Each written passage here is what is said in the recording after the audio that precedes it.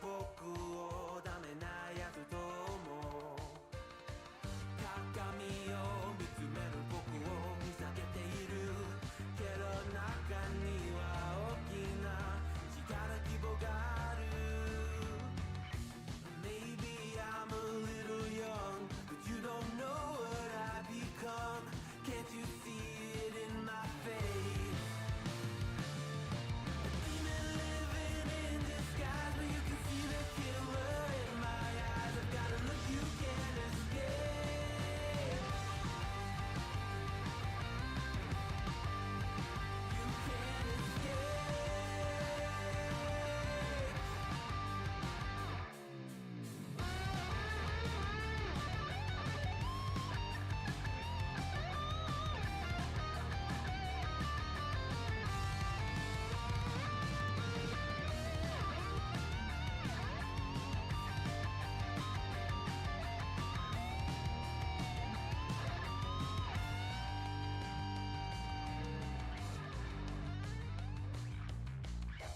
No one understood the world that I was making. Look me in the face and tell me I was faking. Maybe I'm a little young, but you don't know what I've become. Can't you see it in my face? A demon living in disguise, but you can see the killer in my eyes. I've got a look you can't escape.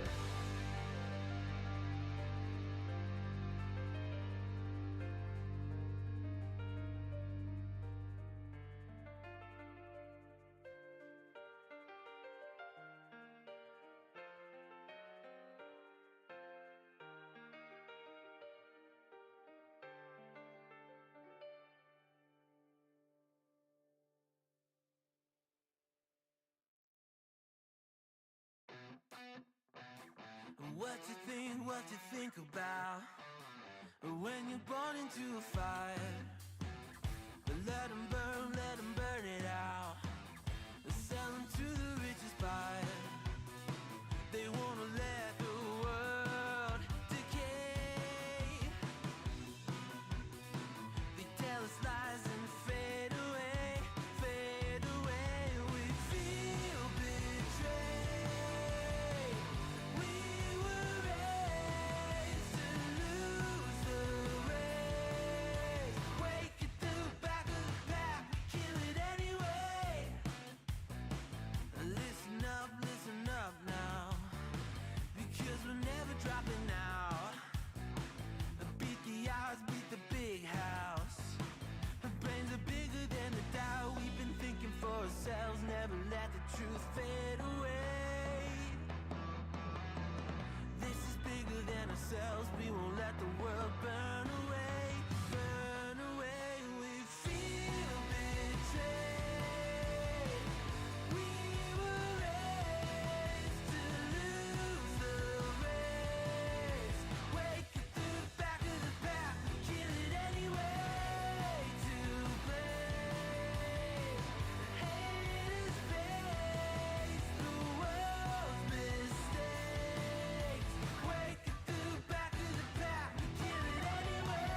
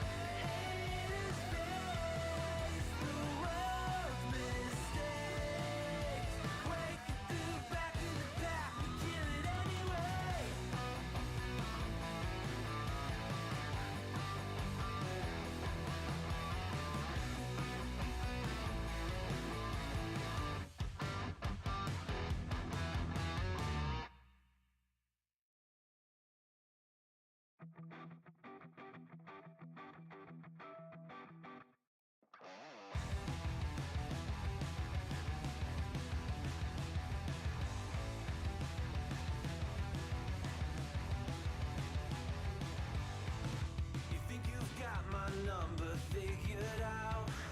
A motive born in drought and brevity.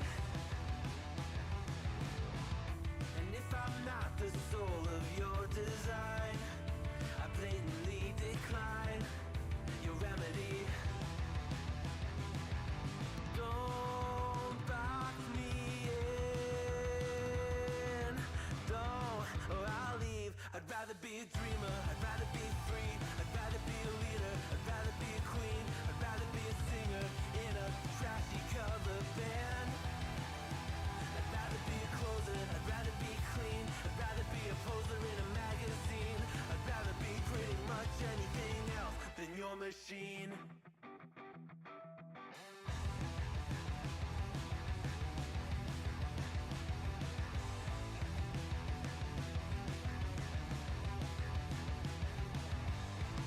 I wasn't always just a single shade, a palette full of gray in reverie.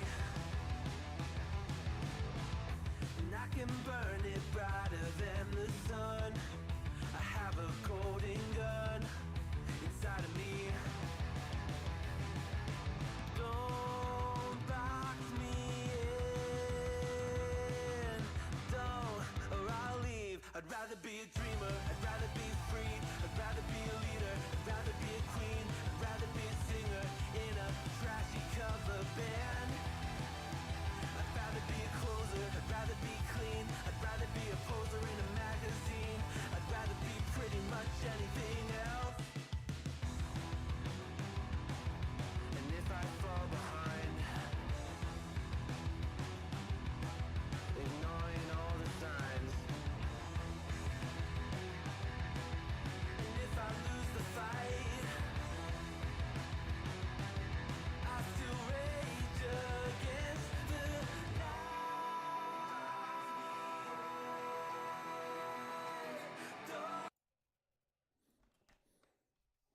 Hello, everybody, and welcome to episode 3 of Coach's Corner. Week 3 is over. It's a big week. A lot to talk about. A lot went on. A lot of good games. A lot of big matchups. A lot of surprising wins. Some wins we expected. Before we get into all that, though, we do want to say, as a lot of you guys in Discord know, if you're new to Discord, if you're new to the league, you may not know. Coach Nismo had to sit down as coach of UCA this week. He had some personal issues go on. We want to say shout out to Coach Nismo. Our thoughts and prayers are with you, bud. We're all here for you if you need anything, and man, we're waiting for you to get back on your time, bud. So, shout out to Coach Nismo. Everybody sends thoughts and prayers to Coach Nismo. As always, guys, I'm joined by Coach Pars from UConn, and I'm joined by this time Coach Blake. No, Coach K. No, it's just Pars today, guys. We had another fist fight in the backstage area, and Pars won again. So Pars is 2-0 in the fist fight versus other RFCL coaches category. Coach Pars, how you feeling tonight, bud? I'm great, man. I'm undefeated in coach mode, and I'm undefeated in fist fights. I've never felt better in my life. Undefeated in season 2 of coach mode, not all time, just just clear anything, but all time fist fights 2-0. So we're good to go there. So Pars, it was a big week. Any words that come to mind before we get too much into it about how this week went? What you saw? Yeah. One word that runs through my mind is a word that nobody's gonna like. Fluke week. And we're going to see if that actually plays out next week and the rest of the season. But this week, we saw a lot of things we have yet to see in the RFCL from a lot of teams. We have yet to see them. So it's just UCA won. Y'all's offense had a career night. Just a bunch of things happened. And we're looking at what could be fluke week, or we're looking at the start of something special for every other team. I think it's probably a good way. Like we always talk about potential of certain teams. Some teams showed that potential. Other teams didn't show their potential. Like, so is that like a sign of things to come, or things switching, or is it just like a one-off? So a lot that could happen. But first, I think we should go and get into the polls of week 3. Let's go through our top 10. We can talk about where we think everybody's at, what we think. So to start off, UCO State's number 1. UConn State's number 2. There's a tie at number 3 between App State and Georgetown. Georgetown's up from number 6. App State went from number 4. UIU drops down from 3 to 5. Miami, Ohio drops from 5 to 6. UCA goes from 10 to 7. NDSU goes from 9 to 8. Montana drops from number 7 to number 9. And Coastal drops from 7 all the way down to 10th place. So we'll talk about, Pars, what were your first thoughts on this poll when you saw it? Do you think everybody's where they should be? What are your thoughts on this? As of right now, I think everyone's where they should be. We're 3 weeks in. We're starting to understand what teams are, what they can do, and where they should be. When we look at App State and UConn tied third, I don't like ties. I want somebody to be above and under. And in my opinion, your wins have been more impressive. Their defense has been outstanding, and they're winning games based off their defense and Spurbeck running the ball. They completed 3 passes last week and won the game by a mile. So it's really like offense has been more impressive on one spot, and then your defense, the vice grip is fantastic. So the 3-0 to the 2-1, I could see it being a tie. Right now, I just have you guys as a more talented team, in my opinion, through the first 3 weeks of the season. Yeah, no one likes ties. But it is what it is. I think, they're 3-0, so I think they're the legit number 3 team. It's hard to put a one-loss team above an under 3 team at this point in the season. Maybe later down the road if your schedule kind of works itself out. But I would put the number 3, us at 4, just based on they're undefeated so far. Shout out to App State. Yeah, shout out to App State 3-0. They're one of the 3 undefeated teams left. Obviously, UCO, UConn, and App State are all undefeated. So that brings us to me, the bottom is pretty interesting. I think Coastal should be above NDSU and Montana. Now, granted, it's based off last year, but they've also lost to number 1 UCO, number 2 UConn, number 3 Georgetown. I have that right? Is that correct? Yeah, they played 3 top 3 teams, and they're 0-3. So I think their losses are, as awful as this is to say, their losses are better than Montana's losses. Their losses are better than North Dakota State's losses. So I think they're lower. I think it's a little disrespectful, personally. When I look at that with what that is, I'll say that NDSU's been in a game. Right? They haven't been in every game, but they've been in a game. Montana's been in a game as well. I think they've been in 2 games. So really, when you look at it, Coastal's given up 30 points a game, if not more. I think I'm the lowest, and that's 34-7. UCO scored 40, you scored 48. It's just so, and when you take that in consideration, the other 2 people have been in games. So right now, I think that's okay. I see what you're saying, but so 2 of those teams for sure are the 2 best offensive teams in the league. Like, who have you not dropped 30 plus on? You dropped 30 plus on Montana as well, didn't you? Dropped 30 plus on everybody. They played teams who, other than Georgetown, who we're gonna make that a normal thing. We're gonna average 48 the rest of the way. Yeah, that's just what's gonna happen. No, but they played the 2 of the 3 teams they played, all top 3. One was one of the best defenses in the league last year and carrying over this year. I'm not saying y'all's isn't UConn or UC. I'm just saying that's our strength. Yeah. And then they played the 2 best offensive teams in the league. So I can see where they're giving up points. It's a bad scheduling for them first 3 weeks. That's fair. So they're gonna look to get it going. But that's my thought. I would put them higher just based on last year and based on this year. They played 3 really good teams. We'll say 2 really good teams and then a team that is up for everybody else to decide. But that's my thought on the top 10. You have any thoughts on this top 10? Yeah, and Ender puts a good thing. NDSU's done the same, I guess, with UCO, us, and I believe they played App State. So yeah, technically for them too, I guess. But it really is. I do agree with you though. But it's like this is for everybody. The polls don't matter that much. It's all opinion to the head coaches. The rankings won't come into effect for the playoffs. It'll be it's just top 3 teams each division. It's 2 divisions. So it's really just fun to talk about. Yes. And so that is where we're at on polls. So not super important, but it's just fun to talk about, kind of discuss it, et cetera, et cetera. So that will bring us to the first matchup of the week, which is going to be a good one to talk about because it actually led to a fight last week. And that is going to be UConn versus Montana. It was a Monday game. I'll start here, Pars. You can talk about it because you coached a minute. Obviously, you and Blake had a little bit of a tiff over this fist fight wise. Blake had to show up last second, drove him a game by ambulance, and then they had to take his team out on ambulance because his beatdown was so bad. Score 40-7. It was close for a little bit, if I remember right, and then UConn just pulled away. Kind of think as expected. Montana's a team on offense looking for an identity. UConn knows their identity on offense and is really good at it. And then obviously some more news this week as far as head coaching. Coach Jet has taken over the role as head coach of Montana. Coach Blake will officially be stepping away from RFCL for a little bit. He's got some stuff going on in real life, some good stuff, nothing bad, but he'll be stepping away. So this was a bad matchup for Montana to begin with, and none of that really helps. So, Pars, what was your thoughts going into this game, and how do you think it went to go how you thought it was going to go, and how excited you to beat Montana? Listen, it's the little brother of the rivalry, obviously. When we look at it, it was a tight game. It was 10-7 all the way until halfway through the third. So they really kept it tight. They really played good defense. We were driving, but at no point did we score. We scored 30 points in 8 minutes. So that's really what it comes down to, is the fact that we scored 30 points in 8 minutes, which could be the fastest anyone scored 30 until you guys. So it felt good to beat them, and we absolutely ran away with it in the end. Yeah, you really did. It for a little bit there, Montana was going to put up a fight.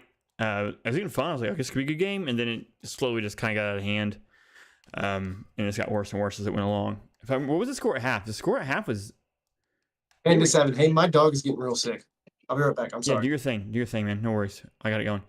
Yeah, so the game was close to 10-7. Every time, okay, Montana, might pull us out, might be able to do this, and then it just slowly just kind of turned, and Montana couldn't get it going. UConn got it going, and it got worse and worse until 40-7 was the final of that game. And so games like this are kind of what brings up the discussion of what do we do with number one? Does UCO stay number one? Does UConn go number one? There's a lot of talk about UConn go number one. Rightfully so. I mean, they're playing really well, but I really think UCO stays number one until it's proven otherwise. Then I don't deserve that, which will happen in week 5, by the way, at latest, because UConn and UCO play in week 5. But, UCO has been just as impressive. Maybe not quite as impressive, but very impressive. Roll from last year, the national champions. They're on a roll again still. I don't see a way you can justifiably take away their spot. UConn's earned the talk. I don't think they've earned the actual votes, because side by side, they're still both just super impressive. So, rival game that puts Coach Pars up 2-1 on Blake. All-time rivalry. Blake got the win that matters the most, though, in the playoffs last season. So a little bit of an edge there, but 2-1 total for Pars. So let's go to the next matchup. Next matchup was Central Arkansas versus Upper Iowa, in a game that did not go how we all thought it would go. We all thought UCA was going to get smoked. Again, prayers to Coach Nismo. Thoughts and prayers there. Hopefully that will take care of itself. He'll be back soon enough. But this game, I didn't get a chance to watch a lot of this game, so I don't know a whole lot happened. But it's finally been 24-10, so it seems like it was UCA pretty early, pretty often. I don't know if they pulled away later. But surprise win. UCA's first win of the season. Obviously, it bumped them up in the polls all the way to number 7 from number 10. So they're on their way up. They're trending up. Coach Bucky did a great job taking that team on short notice and getting them in where they need to be. Getting into a good UIU team. UIU has beat Georgetown this year, number 3 in the country. UIU also beat Montana this year, who's struggling, but is a good win. So UIU was on the way up, and UCA kind of put us up to that. Got their first win of the season. So it's very exciting for them. I'm sure they're very, very pumped to get on the way up. And they believe that was a division win for them as well, which is huge. Let me check. Yes. So again, division record is what matters the most here, right, guys? Division is the most important thing in the league, go to the playoffs. This puts Central Arkansas, UCOs are more in that division, 2-0. Central Arkansas and Upper Iowa are now tied in 1-1. But obviously, UCA has the tiebreaker. So UCA right now is in a playoff spot, looking good, looking ready to go. They got to keep that going. They need another win or two to get to clinch a playoff spot. Need at least probably one more for sure. But they're on their way. They're on their way, which is good. And Coach Bucky is our interview tonight, but I do kind of want to Wait till Pars is back. If Pars might be gone for the night, boys. It may just be trigger for us tonight. Maybe just triggering you guys, hanging out, talking about Coaches League. Let's see if Bucky's ready. So kind of going forward, both these teams got big games coming up. They're going to need to win division. UIU now needs some help. Need UCA to lose some games because they do not have the head-to-head tiebreaker. So that'll be interesting to see where that goes and who can pull out of that division. Top 3 teams get in. It's 6 teams per division. Top 3 teams from each get in. So 3 will be eliminated. 1. Oh, yeah. 1, 2. Yeah, okay. 5 teams each division. Sorry. 3 teams get in. So 4 get left out. So division wins are huge. UCA got that division win. And again, we're kind of waiting for Coach Parshers who shows up. Not, we'll go to the next one. And then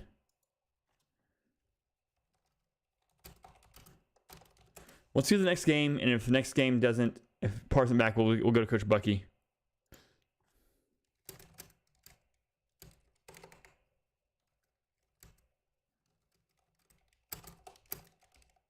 All right. So next game on the docket. Sorry guys, we're kind of going back and forth. This was kind of thrown together last second.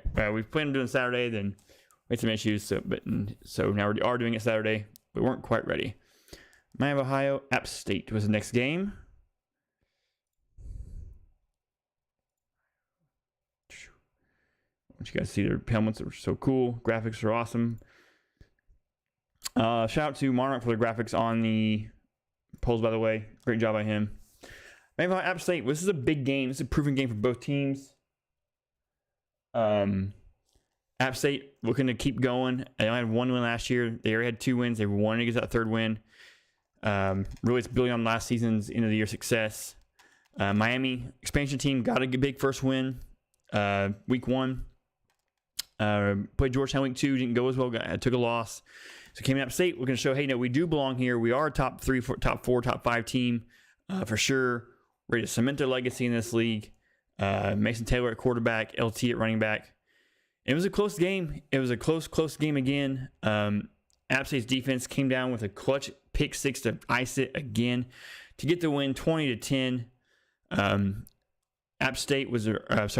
Miami was driving down at the end of the game to take the lead and take the win. It was 13-10. Miami was driving. They were getting close to the red zone. And for 2 weeks in a row, App State's defense comes up big, clutch, pick 6. Also, second week in a row that Mason Taylor throws an interception on the last drive to cost his team the game. Obviously, he didn't cost his team the game, but it did. It was the final nail in the coffin. So something to work out there for Coach Miami, Ohio. Their offense needs to get going a little more. They did good week 1, and so far they were good in the first half against Georgetown, and they've kind of sputtered since then, scoring only 23 points last 2 games combined. After their week one where they scored 30 in 1 game, so they've kind of slowed down a little bit. They look to get that going. I think they get an idea. Coach Merrill and company, they got to get stuff going. I think just kind of mix up a little more, get Mason going a little better, get LT going a little more. They seem to give up on the run a little fast. I'm a little biased as LT is my recruit in the league, but I feel like they gave it up on it a little quick. They couldn't get much. LT only had 3 rushes through like 3 quarters, and so I know you couldn't get the run going, but if only 3 runs, did you try that much? But again, I'm a little biased towards LT, obviously. So, and then App State, their offense still can't quite get going. Their defense has been rock solid all of last season and more into this season. Defense is really keeping them alive. Sorry, guys. I'm going to get 14 points week 1 in Montana, 7 points from North Dakota State, and only get 10 points here. So they've only get 17. 31 points total in 3 games. That's barely over 10 points a game, which is very impressive. And we'll hope you win a lot of games. Why they're 3-0. They are currently only 1-0 in the division. They had a week off in the division. So they're 1 in the division. They're looking good there. Not falling behind at all. You cannot afford to fall behind division games. They're not doing that. So they're looking really good. So teams going two directions right now again. App State's still going the way up. I was on them early in the preseason. I thought they'd be one of the favorites to win it this year. I think they are that 3rd best team right now still, being undefeated. Behind UCO and UConn. Miami's better than I thought they'd be. I think they're kind of going to hit reality. I think they're around a 6-7, which they're on the polls. So I think that's about where they're going to stay. I think it's where they probably are going to end up finishing the season at. They're in that mid-tier. Expansion team, only one recruiting class. It was a good recruiting class, as we know, but it is what it is. Being behind a recruiting class is big time. So they'll finish 6-7, I think, and then build on that team for next year. With that being said, let's go ahead and bring Bucky in. Keep the show going. Bring Bucky in for an interview. See how they're feeling.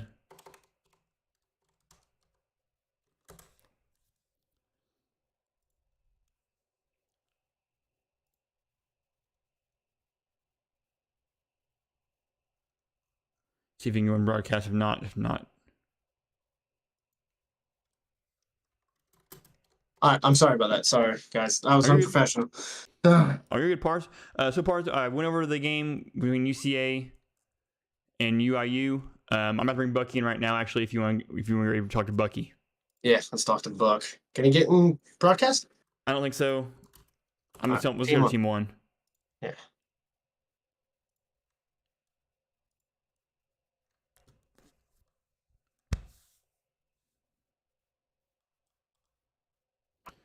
And that does bring us to Coach Bucky, our Coach of the Week, leading UCA to a big win over UIU, big first win of the year. Very exciting. Taking over again for Coach Nismo. Again, thoughts and prayers, Coach Nismo. I can't say that enough. Bucky, how you feeling, man? How are you feeling going a short week? First game head coach against a good team, top 3, top 4 teams at that point in the league. How you feeling, man? What were you thinking?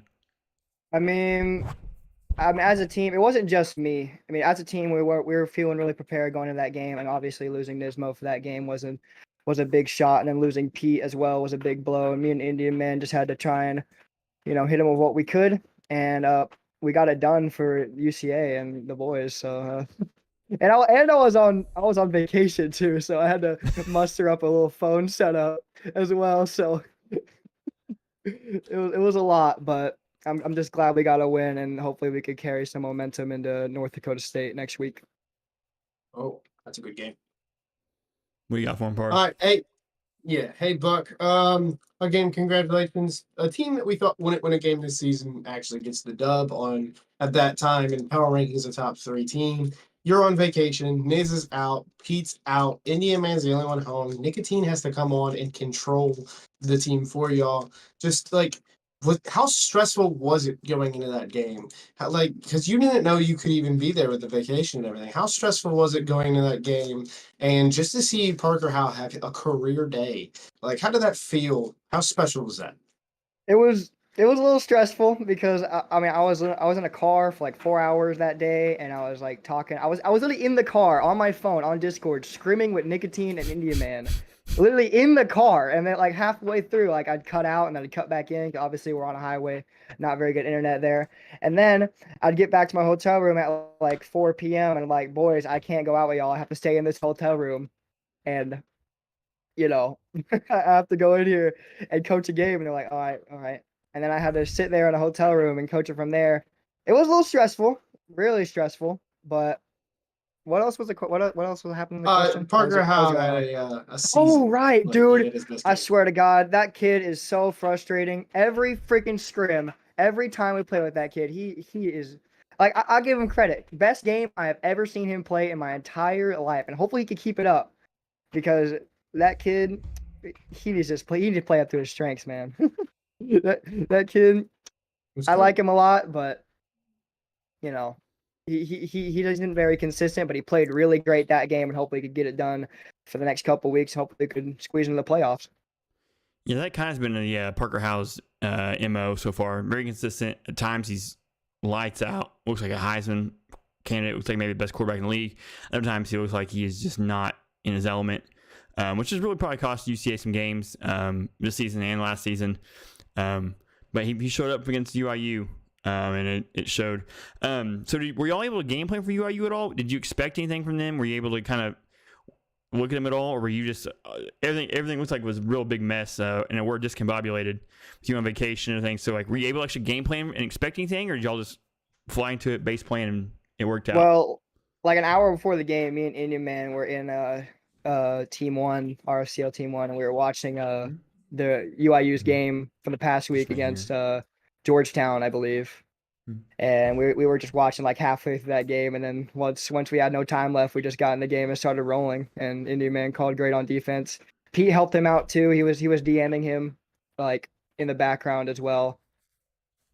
Because obviously Indian Man, it's his first time going into a game, so he didn't know exactly entirely what to do. So Pete was helping him out, and he made the right calls. I made the right calls, and we got it done.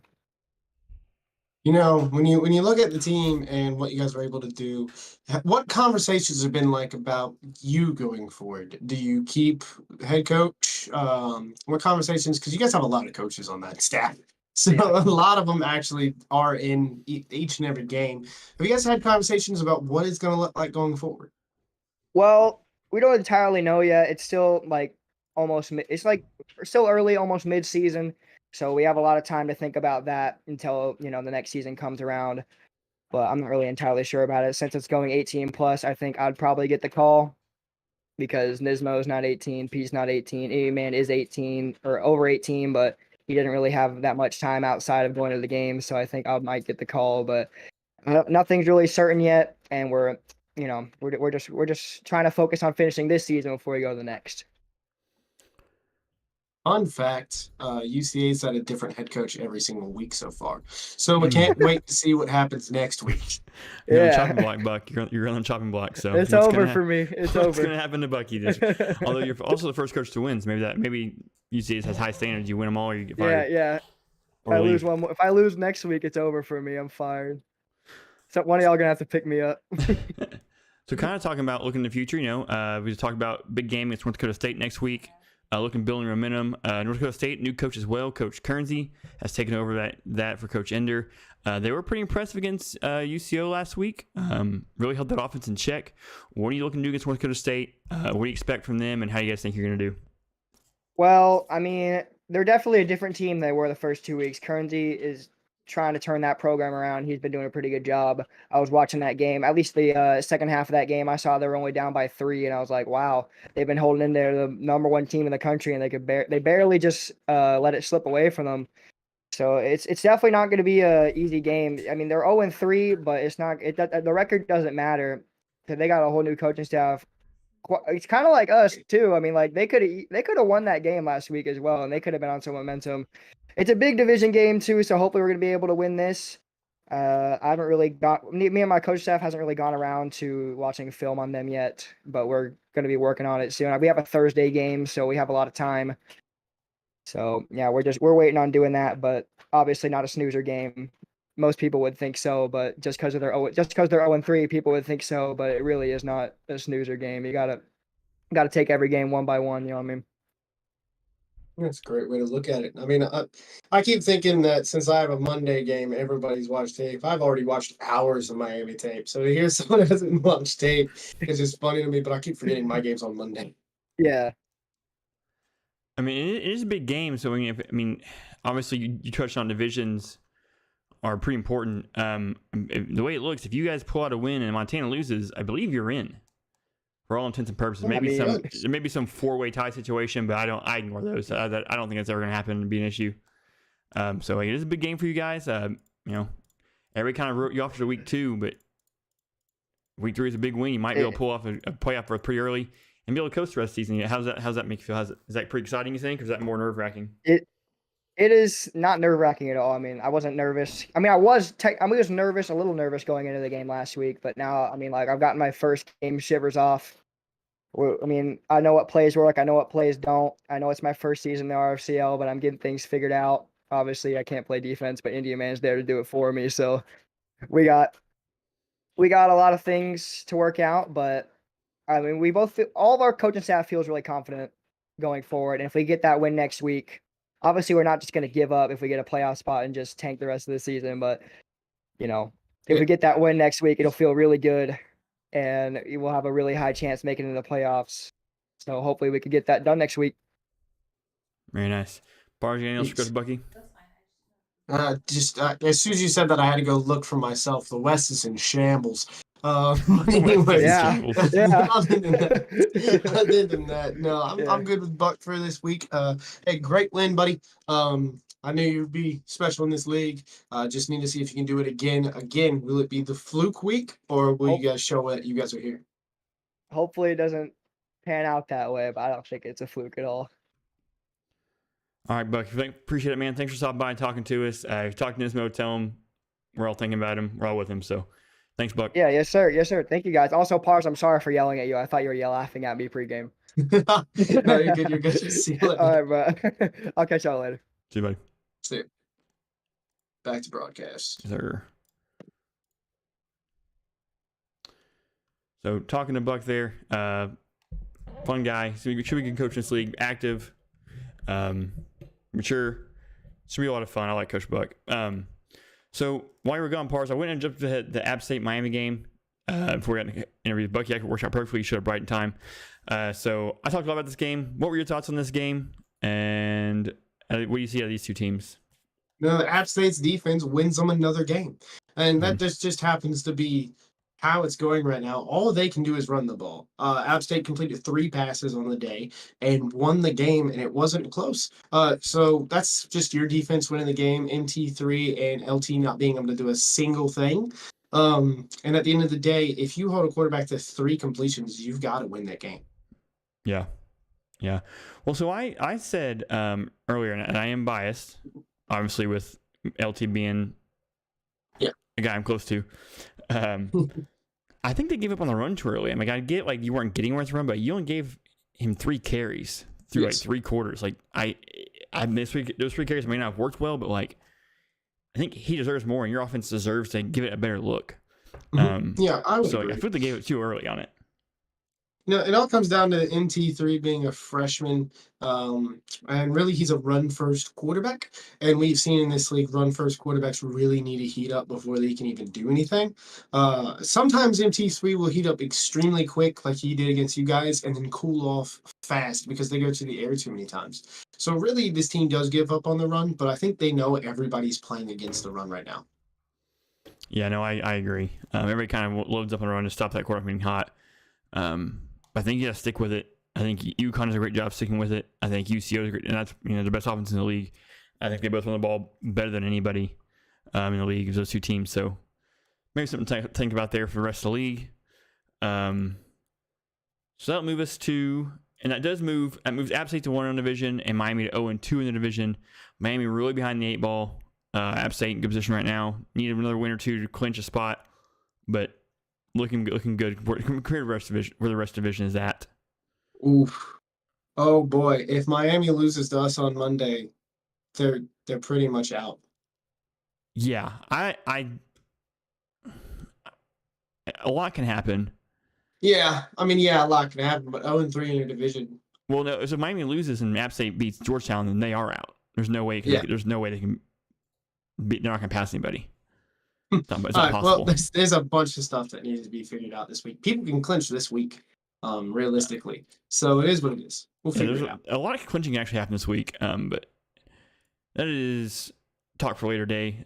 Yeah. So that brings us to a game that I was excited to be part of: Georgetown, Coastal Carolina. I'll let you talk about this one first, and then I'll just get into what was happening in Georgetown's point of view. I mean, look, when you think about Coastal, they ran a record low number of times. So they kept letting Hoffman, an already cold quarterback, throw the ball. Probably a record-setting time. I don't know how many times they threw the ball, but it was absolutely insane. Every single time I looked, they would throw. That guy was ice cold after the first pick, and they just kept doing it. So they kept putting Georgetown in fantastic field position because they wouldn't even give their offense a chance. When you look at that, that really helped Georgetown win the scoring record so far at 48. I think enabled for anybody to get to 48, it's going to take that. It's going to take the other team just throwing it up.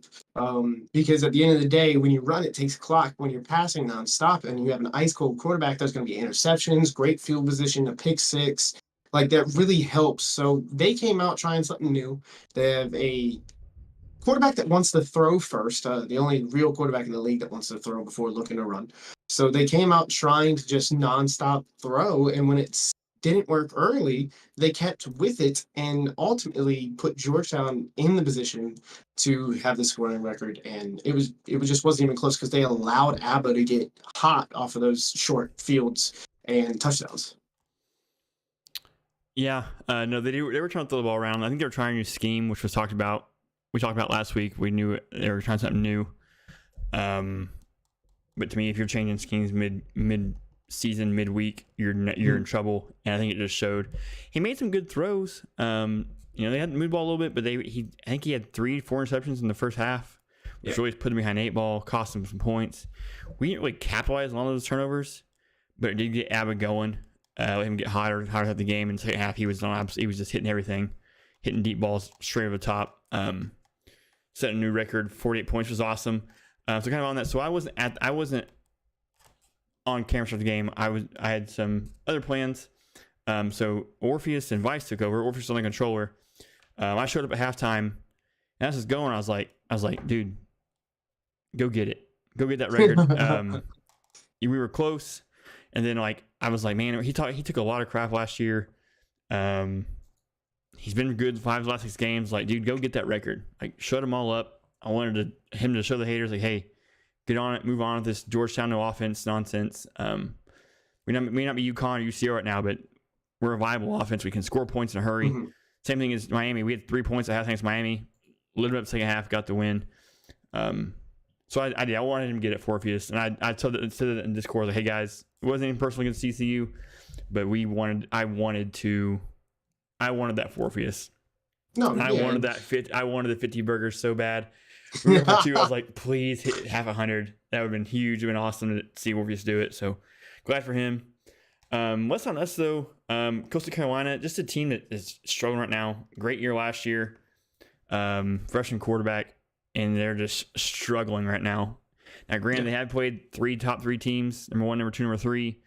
So it's kind of understandable, but still, they just haven't been in the games at all. It's been 3 blowouts. Just going the wrong direction right now. What are your thoughts on Coastal Carolina on their last season and coming into this season? Coming into this season, they'd lost so much talent. We had talked about it last year, and Cage has talked about it. Their one shot to really win the national championship for the next 5 years was last year. Mm-hmm. Not the next 5, but for the next little bit was last year. At least 2 or 3 seasons, probably. Yeah, it was their best shot. They had the best quarterback in the league. They had the best They were absolutely insane. So when they came into this year, we all knew that they were going to lose some pieces. I think they hired Martin as the DC coming into the year. No one knew anything about him. It's not against him that all these points are being scored. Their offenses are putting people in great field position based off of turnovers. But at the end of the day, this team lost a lot of talent, and they are learning that it's not as easy as it looked. Everything's got to change for that team. Obviously, throwing it up every single play didn't work. You have a really good running attack. Edenfield's a fast running back, man. Mm-hmm. He's good. I like that kid. And to go away from him, he was the only one eating me alive. I mean, they scored a touchdown, but he was the only one doing anything. So it's just to go away from that against Georgetown is a bit weird. You came in that just firing, but we'll see how they do next week. Yeah, I mean, Hub put up great numbers, but the 4 interceptions hurt obviously, and it's kind of like your game. It was close, and then it just got uglier and uglier as the game went along in the second half. Yeah. So Georgetown really able to pull away, and so we were real excited about that. So let's get to the last game of the week. It was actually a fun game. I don't think we thought it'd be UCO versus North Dakota State, and a game we all thought was going to be a blowout. And then Ender left, and Coach Currency took over. And I got to tell you, I think overall, win for North Dakota State. I mean, they lost the game 17-7, but they were in it till the very end. They really shut down UCO's offense, which is rare. What were your thoughts on this game? I got to tell you, it's just to shut out UCO, not shut them out, but hold them to basically nothing through that first half is insane from a team, especially a team at Indy State who doesn't have the best roster in the league. So enable for Coach Currency to come in and really help that team out the way he did. I need to see it again. Who knows? Maybe UCO had an off day. Maybe it was a fluke. I need to see it again. They didn't start Vince Young. I think they went back and forth between quarterbacks, not really giving either one a chance to get hot. I think it's a closer game based on what their defense was doing if they gave one quarterback a chance. So I don't know what they're going to do next week. This is one of those teams where, because of this game, they could come out and beat everybody now, or they can just come out and fall flat. Yeah. So we did talk to Watt at halftime. Watt was talking about how he should have played, so the offense was a little bit discombobulated. He wasn't calling great plays. So I mean, that was kind of. But I mean, it was 7-3 till late, and then UCLA's offense got going, got 2 late touchdowns with relative ease, and North Dakota's offense just couldn't get going at all. They didn't know what they wanted to do. They had 2 quarterback system going, which I'd like to see. I'm interested to see how that works going forward. If they stay with that or if they go away from it. But I think impressive for Coach Kernsey. That game could have been real ugly, and it just wasn't. It was close all the way throughout. And there were some control issues we thought, or some play calling issues where we thought it was like they couldn't get the play in time. But I'm sure that'll all work itself out as they go. So, impressive win, impressive debut by Coach Kernsey. Good win for UCO. And again, I know you don't want to talk about this because you're part of it, but like a game that was this close did kind of bring the conversation up again of who's number 1, UConn, UCO. But again, that all gets decided week 5. Yeah, nothing matters until week 5, even if we barring everything going as planned week 4. Yeah, we'll all figure it out week 5. I've got to be honest. I think even if we both lose this week, we're going to go 1-2 next week. I don't see it happening. But I'm just saying for next week purposes. It'll be hot. Maybe. I can see that. Unless App wins again. Unless App wins, it goes 4-0. Well, I mean, so if you both lose, so UCO loses to Montana, that's a bad loss. Oh, never mind. Yeah, that's a terrible loss. If Georgetown Georgetown plays App State, so either one of those wins, you're beating it. That's a big win. Yeah, it's a big opponent. So I mean, we'll see. I mean, if everything goes as planned, we're going in undefeated, so it'll be fine. There you go. But any last words on this last week before we move on to next week's matchups? Fantastic. Just the moral of the story is going forward, do it again. Do it again. Yep. Everybody. That goes for Georgetown. That goes for UCA, and it goes I think for NDSU as well, right? They show they're impressive. They show they can compete with anybody. Can they build on that? So exactly. You're right. Kind of a fluke week. Can you do it again? Okay, so game 1 next week. You're on another Monday game. Look at you go. Yeah, I'm on. I got this one, and then I got you at the end of the season. That's all Monday games. Is not Montana, Miami. Sorry, I got my results up here versus UConn. A game that I think could be close. Could also be one-sided. Miami's defense has been somewhat good this year. They haven't played an offense as good as UConn's, though, not even close. Miami, the 2, what I would say, quality opponents they've played, has lost both of them. Lost Georgetown, lost to App State. Offense had trouble getting going in both games, or sustaining at least. They got going at Georgetown, and then they got pretty shut out after that. Couldn't get anything going against App State. I would expect UConn to win this game. It may be closer than UConn's other games. I don't think it'll be super close, though. I'm thinking 12 to 17 points in that area. 2, 3, maybe 3-score game. I don't think it'll be 48-7. I don't think it'll be your normal blowout, but I do think you'll win it pretty comfortably. What are your thoughts on this game? What do you expect to see from Miami? Big fan of the Miami coaching staff.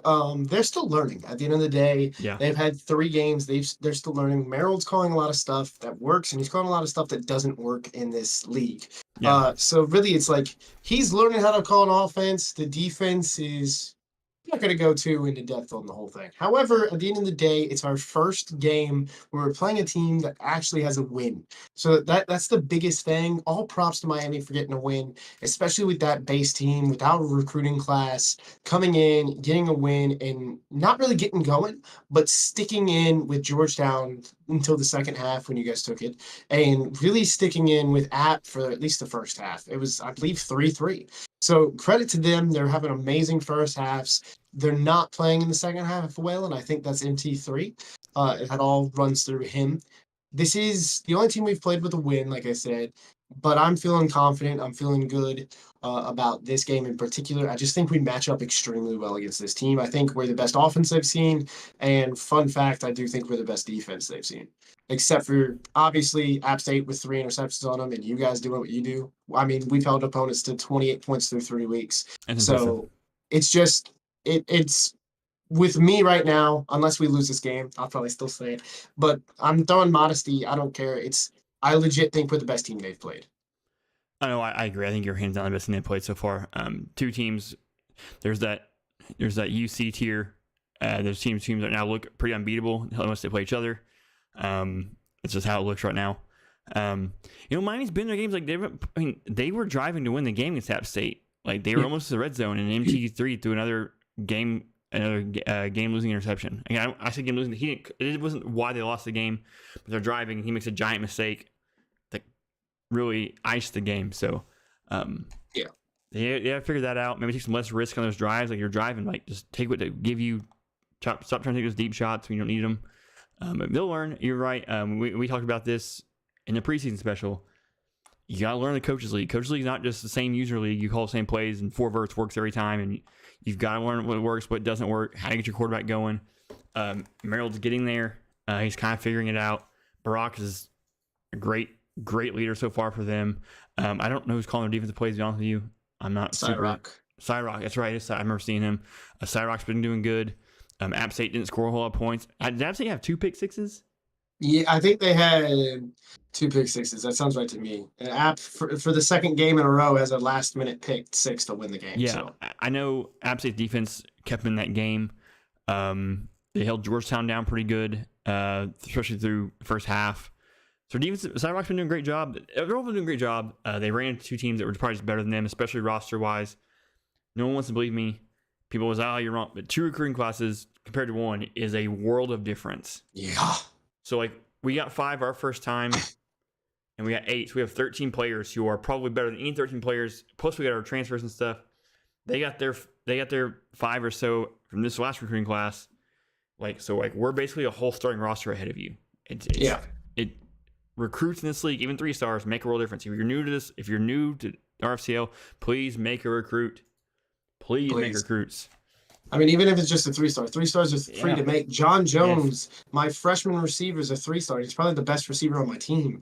So, even 3 stars come in and they start, man. It's just how it is. Bobby Boucher is a star of our defense. He's a sophomore year. He's a 3-star last year. He was a star of defense last year. The 3 stars are big in this league. Please make a recruit. If you're in the gridiron, please make a recruit. You can't say it loud enough. Yeah, there's 60 guys in that league. Just make a recruit. Sign up the first team that messages you if you want to. Just please make a recruit. But yeah, so I think they'll catch up with recruits after 1 season. We'll see how they go. That coaching staff's pretty good. I think it's a solid coaching staff, so I'm sure they'll figure it out. With that, let's move on to the next game. Tuesday night, 7:00, Upper Iowa versus Coastal Carolina. 2 teams having totally different seasons. Upper Iowa suffered a loss. Nobody expected UCA last week. It hurt them. Coastal Carolina is just on a straight downfall right now. Cannot get it going. It's going down in flames at the moment. But hopefully, Upper Iowa. I don't want to say they played 3 good teams, so that's I'm going to say. Point is, probably a better matchup for Coastal Carolina this week. I don't think it matters. I think Upper Iowa gets this win. I think Coastal Carolina just haven't figured it out right now. I don't know if they're going to try to change schemes again. I don't know if they're going to try to just maybe go back to their old scheme. I think they've got too many question marks. I think Upper Iowa knows what they want to do. We know what Upper Iowa wants to do. They've got a great receiver in Vlad Tavarsky. They've got a great running game. Versa, Sneak, and Zeke just really know what they're doing. I think Upper Iowa wins this game probably by 10 points or so, 7 to 10 points, 1 score maybe. That's kind of how I see this game going. How about yourself, Pars? Yeah, I mean, look, it's Coastal's having a rough year, and I think it's going to continue for at least a little bit. Twist and Gage are great at what they do, and they'll figure it out. UIU just lost to UCA, so that's kind of a stain on their record, stain on their season. Unless UCA picks it up and goes on a tear, everyone thought that UCA wouldn't win, and they come out and win. So it's kind of a stain on their season. However, it's just, I think they got away from what they wanted to do, right? I think we saw more deep shots in that game by UIU than we have all season by anybody. They just kept throwing deep. Barry wasn't never never warm. The running game wouldn't work because our offensive line was getting bullied. In my opinion, this is a good matchup for both of them here because one's going to be able to do what they want and the other one's going to be able to figure things out as they go. So really what it comes down to is this should be a very good matchup. It shouldn't be incredibly high scoring. I don't think it'll be another 30-point loss for CCU, but we never know because they could get hot pretty quick, UIU, and see what happens. Yeah, this game could go either way. I just think UIU's got more momentum. There's too many question marks for Coastal Carolina. I don't know what they want to do in offense. Their defense has struggled. So I see UIU's pulling it out. Moving to 3-1 in a year is what I think there's going to happen. A loss here will not affect division standings. And this is a non-division game. This game is really just kind of it is a good game for Coastal Carolina to figure things out because you don't have to win.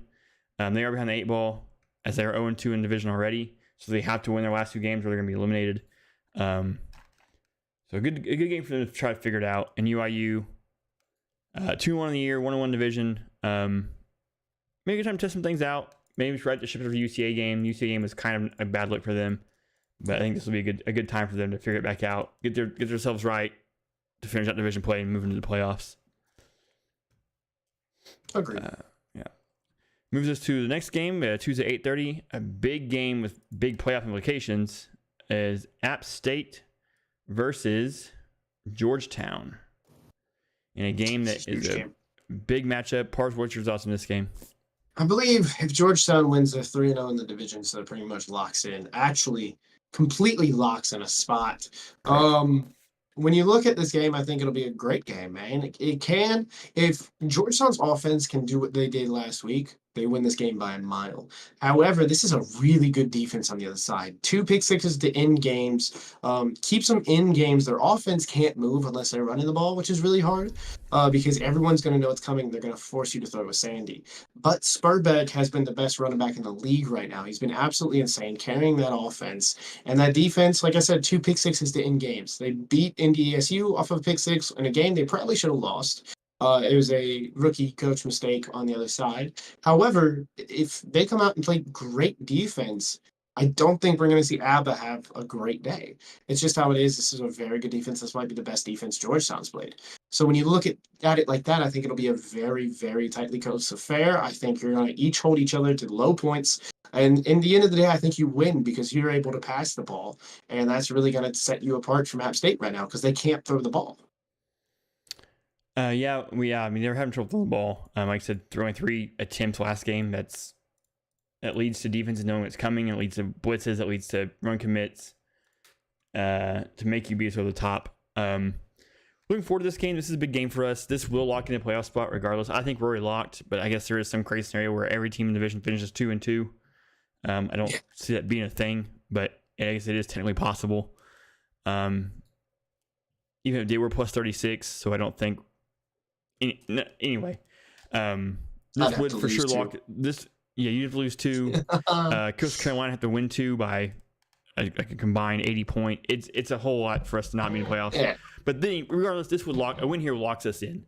For sure, locks us in, and then basically locks us in for the division championship game, barring again some other crazy stuff. But the big game for us. We're excited. We know App State is always in close games. We're expecting a close game. We know how good they do in scrimmages. We're actually pretty familiar with them. Vicey and Orpheus scrimmage these guys a lot. So it's going to be a game of 2 teams that are very familiar with each other.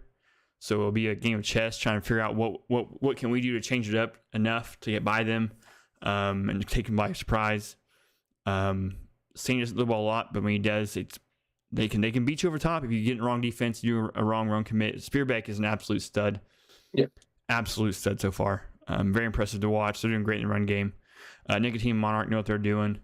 They're also a great coaching staff along with Miami. So I'm looking forward to this game. It's gonna be a barn burner. I don't see either team pulling away here. No, and when I'm looking at the schedules and who you guys have played, you guys are by far the best team that they have played this season. In my opinion, just Agreed. absolutely. I mean, Miami, Ohio is right below you, but you're by far the best team they've played this season. And honestly, when you look at their wins, Montana 16-14. If you look at what, for example, and I hate to say this, you look at what I did to Montana, and then NDSU 15-7. You look at what UCO just did. So obviously NDSU on the come up since week 1, but they're in these close games with teams that they should blow out if they want to be a top 3 team in this league. So going up against you guys, the best team overall that they faced, and again, they have the best defense that I think you faced. So when it really comes down to it, I think it'll be a great game all over. To be honest with you, this is my game of the week right here.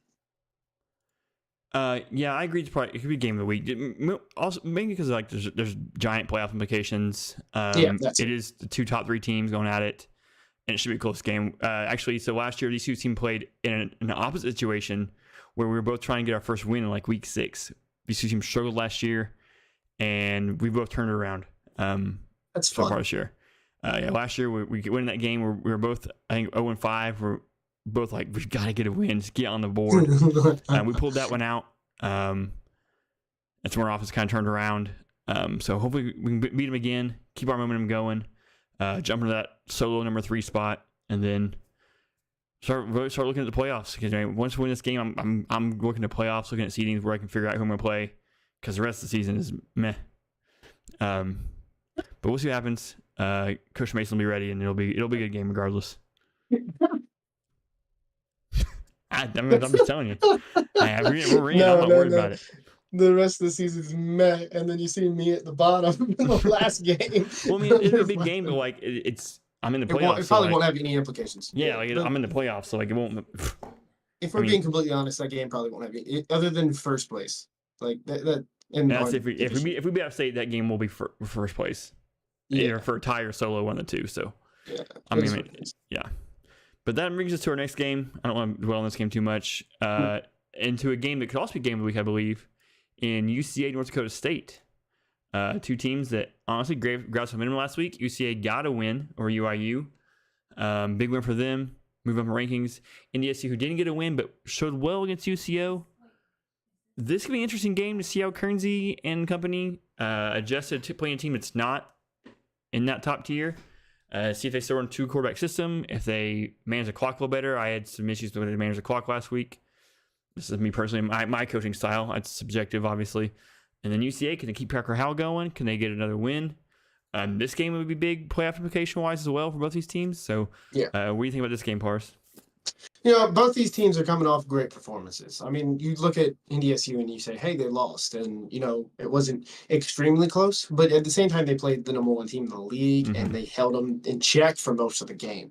So both of these teams are coming off great performances. In my opinion, I have no idea who wins this game. I was about to come up with something. But if we look at both these teams, man, it's a barn. I don't know. I think it'll be extremely low scoring.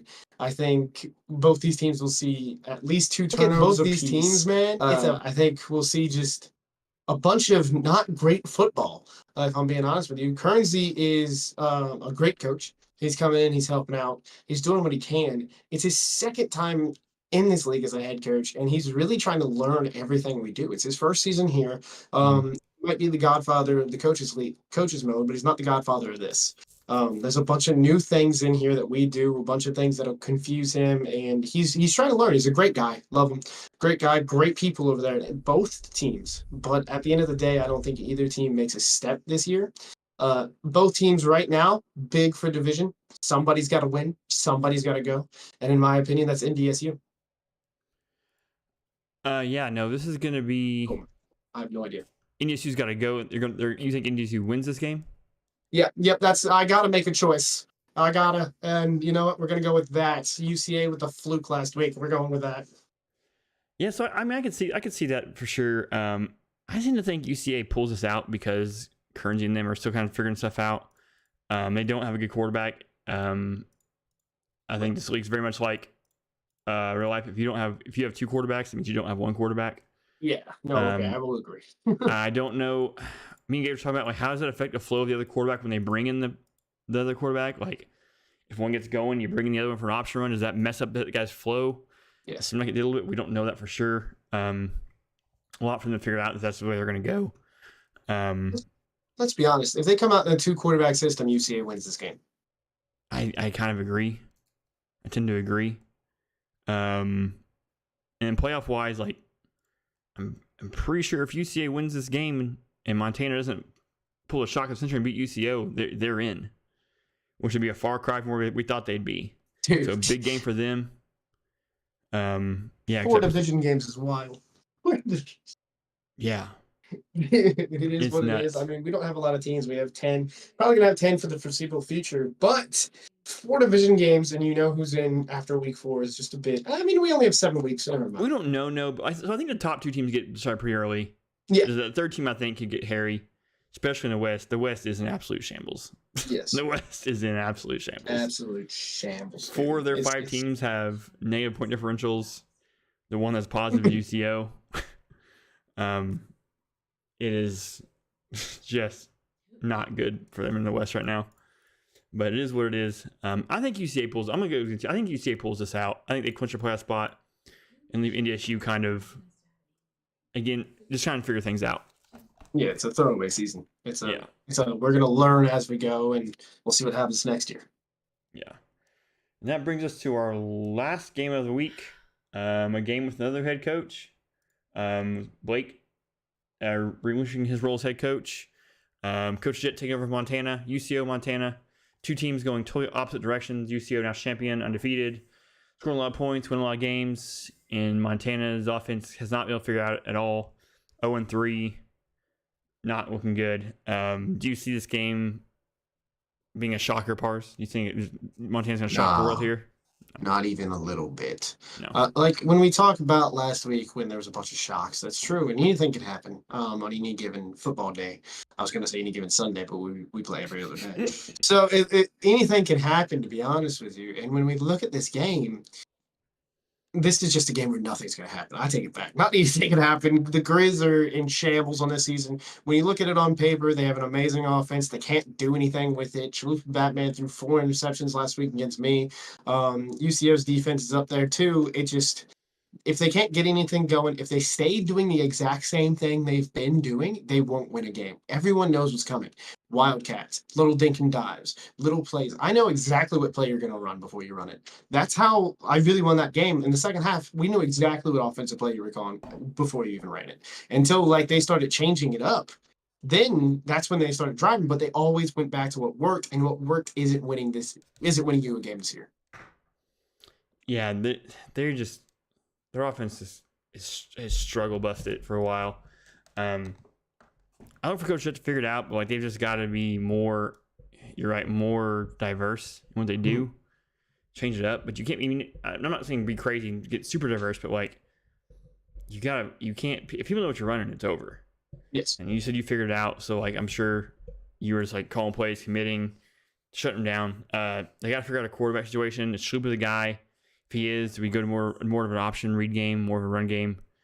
If he's not the guy, what do we do? I mean, they've got to get an identity. They don't have an identity. We think they're going to get one with the Wildcat stuff, and they just go away from it. They've got to figure something out. And I don't know. And they've got to figure it out. I mean, and this is a bad game to figure it out because UCO has it figured out, and they're going to drop 30-something on you.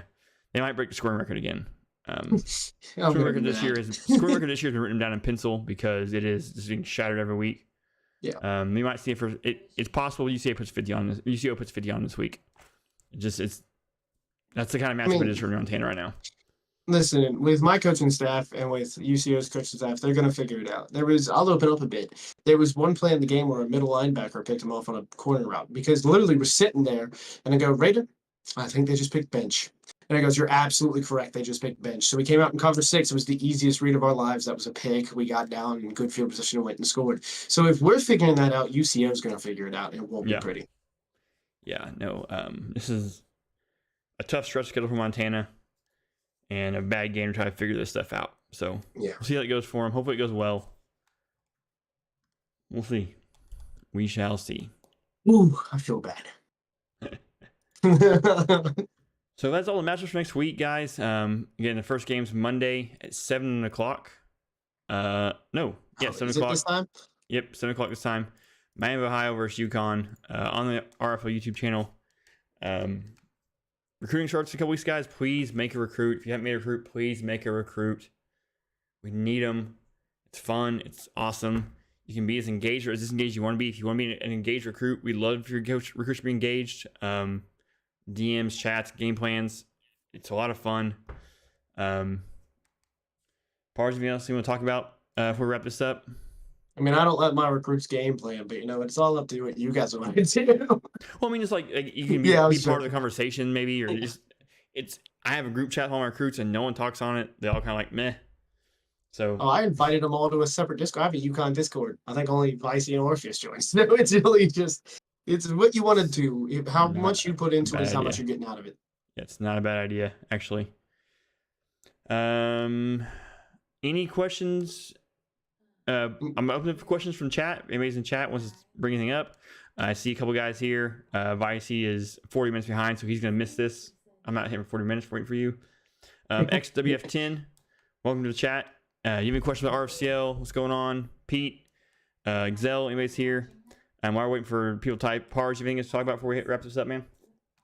You know what? I'm pretty sure I could think of something, but I'm just so excited to go into this week. After last week, I think the league got shaken to its core, and I really can't wait to see what happens. The only thing that could even if people continue the way they're going, this season's going to be fantastic. I think the West is in shambles. However, they're looking up with Central Arkansas with that win. Mm-hmm. If NDSU wins that whole, I don't even know what's happening over there. The East is so much more intact. But anyways, when we look at it, I know somebody said earlier something about, if the West continues to be absolute in shambles, do we look at changing up the divisions? And I believe the answer was not this year and not next year. But maybe if it continues through 2 seasons. I just don't know what I think or how that's going to work, considering, everyone has the same recruits this year. We don't have a lot of recruits right now, so everybody please go make recruits. But at the end of the day, I just don't know what anyone's going to look like next year, and they could be like me and look great this year when their quarterback threw 15 interceptions the past year. So nobody really knows what's going to happen. I just can't wait to see what happens this week. Yeah, it was a big week. A lot of coaching changes, a couple upsets. I'm excited this week. I just want to see if we can keep going on offense. I don't expect to score 48 again, but I'd like to see us keep the momentum going. Really start to show that our offense can move the ball, our offense can score points, and we're not a one-trick pony with our defense. So Orpheus will be looking to do that. That's what I'm excited about. And then I'm excited about the NDSU UCA game, big game. So should be a fun week. Everybody check it out. I'm not seeing anybody pop any questions in the chat, so I'm going to assume that's going to be it for us. Unless last chance Pars, you got anything else, bud? No, that's fine by me, man. Can't wait for this week. Get to see if everybody's for real or not. So you better come right, and you better be for real, because if you're giving everybody this hope, and I'm not talking to you specifically, Georgetown, but these teams that have given everybody hope for a good season, if you come and you lose and it's back to the same stuff, you can't be doing that. You got to come, and you got to come right. I hear you. Everybody, that's me, Coach Trigger, and Coach Pars, Coach's Corner at week 3. Again, 7 o'clock kickoff, Monday night, RFL YouTube channel. We should be back on Sunday next week, normal day. We changed it to Saturday because of the selection show for the Gridiron League, and Caleb was moving, and he didn't show up anyway because he got in a fight at Pars. So it worked out. Sunday, same time next week. This was a special week. So until next time, guys. See you later. See you Monday night.